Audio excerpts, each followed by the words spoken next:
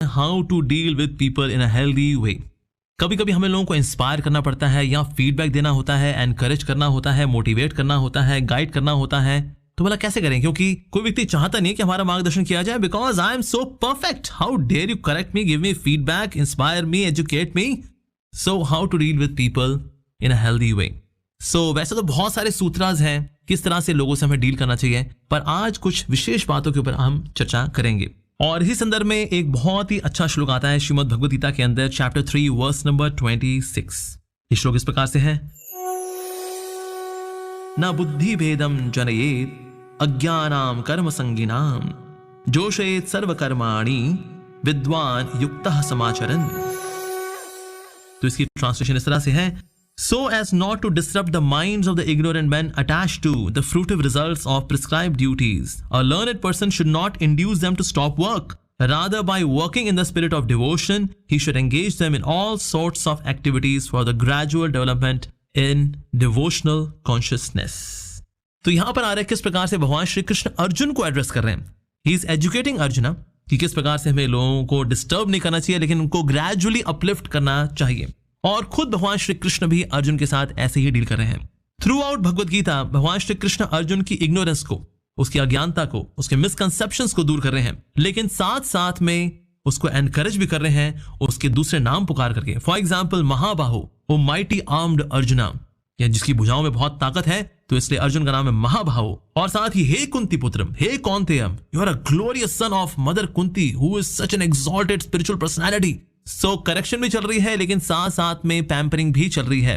तो इसलिए अगर हमें किसी को करेक्ट करना चाहिए, इंस्पायर करना चाहिए, एजुकेट करना चाहिए, अपलिफ्ट करना चाहिए, तो साथ साथ में थोड़ी सी पैम्परिंग भी करनी चाहिए। We should kill the misconceptions of the people but not kill people. कभी कभी हम लोग जब फीडबैक देते हैं ना, ऐसा हैवी फीडबैक देते हैं, उसके अंदर ऐसे ब्लेड और AK-47, AK-56, चाकू, छुरी सब लगे होते हैं, बंदे की अज्ञानता जाए ना जाए, बंदा लेकिन जरूर चला जाता है। तो इसीलिए हमें व्यक्ति की शॉर्ट कमिंग्स को एड्रेस करना चाहिए, उसकी शॉर्ट कमिंग्स को दूर करना चाहिए, उनको कट करना चाहिए, बंदे को कट नहीं करना चाहिए। और इसीलिए भगवान खुद इसका एग्जाम्पल प्रस्तुत कर रहे हैं अपनी खुद की डीलिंग्स में अर्जुन के साथ, क्योंकि हर व्यक्ति की आदतें होती हैं और आदतें बहुत ही गहरी होती हैं। आदतों को भला व्यक्ति से अलग कैसे किया जाए, वेल इसका बहुत ही अच्छा एग्जाम्पल है किस प्रकार से हम नारियल को उसी गरी से अलग करते हैं। अगर हम नारियल और उसी गरी को लें और एक साथ फोड़े तो होता क्या है, गरी जो है अभी भी उसे खोल के साथ ऐसे चिपकी होती है कि उसको चक्कू के साथ करके निकालना पड़ता है। अरे बाबा, अरे बाबा।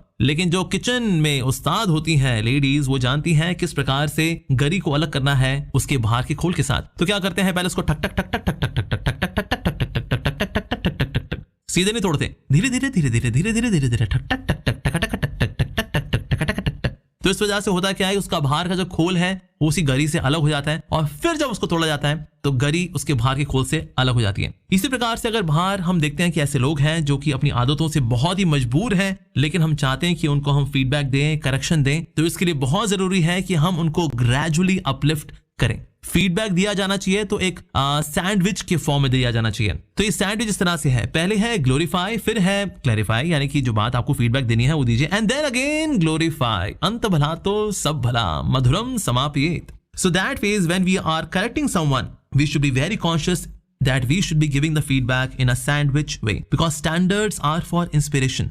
They're not for condemnation. We should not condemn people, but we should inspire people by the standards. So that phase होता क्या है कि हम कभी कभी लोगों को खींचते हैं, पुश करते हैं, that they should go beyond their limits. और कभी कभी इस चक्कर में होता क्या है कि वो लिमिट के परे जाए ना जाए, लेकिन व्यक्ति टूट जाता है। तो हमें यह भी समझना है कि हर व्यक्ति अपने आप में यूनिक है। When we are comparing someone with other people, तो होता क्या है कि हम उसकी जो यूनिकनेस है उसकी इंसल्ट कर रहे हैं। भगवान ने सबको यूनिक बनाया है। Some people are fast learners, some people are slow learners, some people are very talkative, some people are very quiet, some people are spendthrift, some people are very miserly। तो हर तरह की वैरायटी है। So that ways हमें हर व्यक्ति की uniqueness को address करना चाहिए। तो उसकी यूनिकनेस को लेके चलेंगे तो उसके साथ हमारा ट्रीटमेंट जो है वो ज्यादा पर्सनलाइज्ड होगा। हम सबको एक साथ लेके नहीं चल सकते। जैसे फॉर एग्जाम्पल एक समय क्या हुआ, जंगल के अंदर एक कॉम्पिटिशन लगा कि जो पेड़ पे चढ़ जाएगा उसको सिटीजनशिप मिलेगी जंगल की, बाकियों की तो सिटीजनशिप कैंसिल।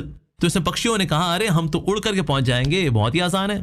और बाकी जो चीते जैसे थे जानवर वो भी चढ़ गए। लेकिन जो हाथी था उसने कहा अरे मुझको भी पेड़ पे चढ़ना है। उसने जिम जाना शुरू कर दिया, डाइटिंग करनी शुरू कर दी, लेकिन ये सब करने के बावजूद भी हाथी तो पेड़ पे नहीं चढ़ पाएगा भाई।